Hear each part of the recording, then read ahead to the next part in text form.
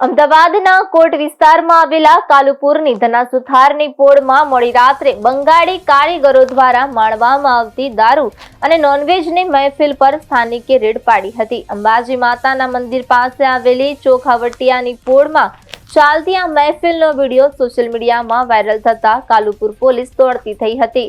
જોકે પોલીસે મહેફિલના બદલે માત્ર પીધેલાનો ગુનો નોંધી સંતોષ માનતા રહીશોમાં રોષ જોવા મળ્યો છે.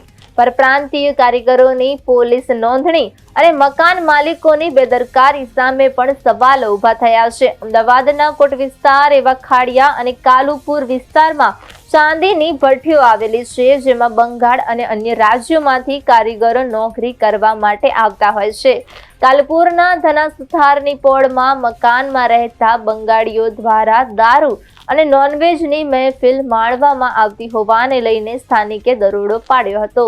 જે બાદ પોલીસે આવી અર્જુનસિંહ, સિંધુકુમાર પટેલ, નરેન્દ્ર કુશવાહ, આશીષ દાસને ઝડપી કાર્યવાહી હાથ ધરી છે.